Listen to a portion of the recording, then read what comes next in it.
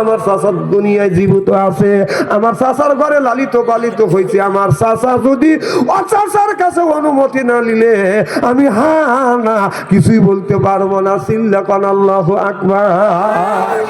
আমার নবী চাচার অনুমতি চাইতে গেছে।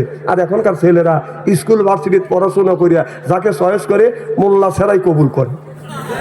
2 টাকা দিয়া কেনে ফুল, মোল্লা ছাড়া করে কবুল। কথা কম। মা বাপ কষ্ট করে লেখাপড়া শিখাইছে, 7.5 লক্ষ টাকা দিয়া চাকরি দিছে।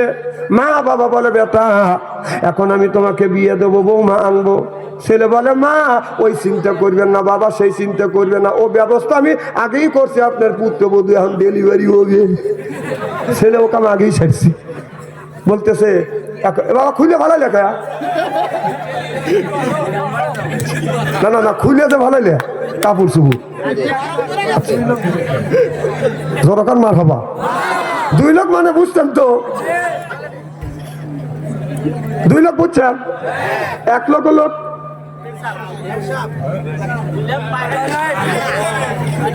শোনেন তো। এইভাবে ওয়াজটা আমার বাইরে গেল। তখন এই ছেলেটা বাবা মাক না জানা বিয়ে করছে, তো ছেলের বাবা রেগে গেছে, দুঃখ পাচ্ছে, যাহারে তুই বিয়ে করলি আর মেয়ের বাবা তো বিয়ে দিল, আমার কাছে একটা কথা জিজ্ঞেস করলো না। আমি এত কষ্ট করে ছেলেকে লেখাপড়া শিখেছি, এত টাকা দিয়ে চাকরি দিছি, আর ছেলের মেয়ের বাবা এতই খারাপ যে আমার কাছে একটা বড় জিজ্ঞেস করলো না। আমি ছেলের গার্জিয়ান, যা বিয়ে বাড়ি আমি যাবই না। সেই বিয়ের সাথে কোনো কথা কনা সম্পর্ক করে না। এইভাবে 5 বছর হয়ে গেছে। এই 5 বছরের মধ্যে একটা নাতিও আছে। এখন দাদা দাদি কিন্তু নাতিপুতির কাছে দুর্বল। কথা কন। ছেলে মেয়ে দেখতে না পারলেও ছেলে মেয়ের সাথে কথা যদি না কয়, দাদা দাদি নাতির জন্য পাগল হওয়া যায়।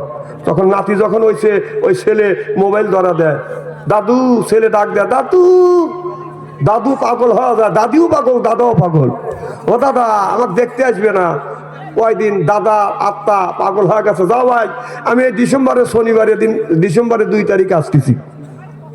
তখন ওই যে মিয়ার যে বাবা, তার সাথে যোগাযোগ করছে, মিয়ার মার সাথে কথাবার্তা বলছে যে বিয়ে আমি আসতেছি। মিয়ার বাবাও খুশি, মাও খুশি যে বিয়ে, আজ 5 বছর ধরে মেয়ে বিয়ে দিছি, এখন তো বিয়ে আসে না। আর আমার নাতির দৌলতে আমাদের 2 পরিবারের মধ্যে মিল করে দিচ্ছে, বিয়ে তাড়াতাড়ি এসে। তো বিয়ে ডিসেম্বরের 11 তারিখ যাবে বিদায়। বাড়িতে আপনার গাছের গোড়া রং চং করছে, টয়লেট টাইস টুইস করছে, আবার ফ্যানও জ্বলেছি। বিয়েই আসবে তো ঢাকা বিয়েই বাড়ি গেছে, যায়া বিয়েই বাড়ি যা বিয়েই পোলাও, কোরমা, বিরিয়ানি, জর্দা, গরুর গোস্ত, খাসির গোস্ত, এতে মুখ চটকাতেছে রে বাবা, আওয়াজ করতেছি আমি। এই এগুনে খাইছে, বুড়া মানুষ খাইবার চায় নাই। পল্লিকের মানুষ কাঁচা মরিচ আর পান্তা ভাত খাইছে, বোঝেন নাই? বুড়ো হয়ে গেছে, তুলে খাওয়াইছে, একটু পরে পেটের মধ্যে উমুম করে উঠছে। তো বিয়েই বলতেছে বিয়েই আমি 2 নম্বরে যাবো। তো বিয়েই বলতেছে বিয়ে কন কি, আমার বাড়ি 1 নম্বরে, আপনি দেবেন 2 নম্বর। 2 নম্বর না, এখান থেকে আপনার 15 মাইল দূরে। ড্রাইভারে বলতে এই ড্রাইভার গাড়ি প্লেস কর, আমার বিয়ে 2 নম্বরে যাবে। আসলে কি ওই 2 নম্বরের কথা বলছে, ওনার পায়খানার চাপ দিছে, এই জন্য বলছে 2 নম্বর। যখন বিয়ে 2 নম্বরে নেয় না, পায়খানার চাপ সহ্য করবে না পারে, পার উপরে পাও কেউরি দিয়ে বলতেছে বিয়ে জীবন না যাই ভাব। কয় কে? আমি আপনাকে বললাম যে 2 নম্বরে যাবো, আপনি 2 নম্বর নিলেন না। কবি এই আমার বাড়ি 1 নম্বরে, 2 নম্বর হলো আপনার এটা 10 মাইল দূরে। আপনি যাওয়ার কথা বলার সাথে সাথে ড্রাইভার গাড়ি প্লেস করে খালি পিক করতেছে, আপনি গেলেই তো আপনি গাড়ি টানতে নিয়ে যাবে। না বিয়ে ওই 2 নম্বরে না, আমি টয়লেটে যাবো। তাহলে ইংরেজি বাদ দিয়ে বাংলা বলা লাগে না? উনি এটাও বোঝে না। টয়লেটে দিছে, উনি টয়লেটের মধ্যে যা দেখে যে টাইস টুইস করা, গ্রামের মানুষ বাস পাইলে কাম দেখাইছে, কথা বুঝে না রে। টাইস টুইস পাইছে, আবার উপরে ফ্যানও ঝুলেছি, চিন্তা করতেছে, তাহলে রুম পেরে করছে, মানে অত সুন্দর সেন, তাহলে ওই জায়গাকে এই কাম করা যায়। উনি চিন্তা করে হায় রে, আমি যাবো টয়লেট, আর কি পাগলের মালটা বললাম, এই জায়গা মানুষ বাদ দিলে খাওয়া যায়, আর এই জায়গা দিছে আবার টয়লেট করবেন, টয়লেট করা সম্ভব। আর টাকা দেখা যায় উপরে হেলিকপ্টার ঢুকতেছে, 3 পাখা হেলিকপ্টার, বলছেন তো কি ফ্যান। তখন বিয়ে চিন্তা করতে কি করি রে, বিয়ে জ্ঞানী মানুষ, পল্লিকের লোক হলে জ্ঞানী আছে। ডাইন পার মোজা আছে, মোজা খুইলে পিছনে ধরছি কেন, মোজা বইরে বেশ কেজি হারি হয়েছি। চিন্তা করতেছে, কামটা দেখাইছি, মালটা আমি কোথায় রাখি। বিয়ে এবার মালটা চিন্তা করতেছে, এইটা যদি বিয়েই দেখে তাহলে তো ইজ্জত দেবে, আমার বাড়ি আইসা আর আমার এই কাম করলো। তখন টাকা দেখা যায় উপরে হেলিকপ্টার এরকম ঝুলতেছে, ওদের নাটা আছে, নাট একটা একটু বড় আছিল, ওই নাটের হাতে পেঁয়াজ দিয়ে মাল রেখে দিছি, দিয়ে উনি চলে আইছি। পরেক্ষণ বিয়েই গেছে হলো টয়লেটে, ধনী মানুষ, টয়লেটে সুইচ দিছে, তখন ফ্যান ঘুরতেছে, নিজ দিয়ে ডেলিভারি হচ্ছে, উপর দিয়ে খালি গোলাপ জল ছিটতেছে, মোজার থেকে গোলাপ জল সেঁকে সেঁকে বের হচ্ছে। চিন্তা করতেছে কে রে, সেগুনি বের হয় এনা কে। ওখান থেকে বের হয়ে বিয়ে নিয়ে বাড়ির যা বউ বলতেছে, আমি টয়লেটে গেছি, হয়তো আমার অবস্থাটা কি। তখন বউ বলতেছে, তুমি বিয়ের সাথে, তুমি ডায়াবেটিস এলা লোক, বিয়ের সাথে পাল্লা দিয়ে খায়া দাওয়া করছো। আমি বিয়ের সাথে ডায়াবেটিস পাল্লা দেখা দিই, তুই যা যা দেখ। বউ করতেছে, তুমি কাপড় চোপড় নষ্ট করে ফেলছো, তুই যা, আমি কাপড় চোপড় নষ্ট করছি। তখন তার বউ যা দেখে যে সেও টয়লেটে যা ফ্যান দিয়ে দেখা যায় উপর দেখে রে, এগুনি গরিকে টাকা দেখা যে মুজর ওদের 12 আনা শেষ। তো বাবা, ওর যে অবস্থা উঠে গেছে, ওর জীবন শেষ। আঙুল তুলে যেভাবে দৌড় দিছে, আগের থেকে কাজ করতে পারো না তুমি। আমার ভাইয়ের, আমার মুসলমান ভাইরা, আল্লাহর হাবিবের প্রেমতেরা ভালো করে লক্ষ্য করে শুনুন, আমলে নিয়তে বদন শুনতে হবে। 4জন মহিলা এসে বলতেছে, হুজুর পুরুষ 4টে বিয়ে করতে। এ বাবাই, তোমরা এরকম করো কে? এখনই তোর মতো আছে, যা কি শুরু করে দিছে, এনে এসে মূর্তি মূর্তি এখন আর জানি আসো না, যাও। এই ব্যাপার সাল বাড়াইছে, সামনে এসে বসতেছে, মার হবার জোরে কর নারে তাকবীর।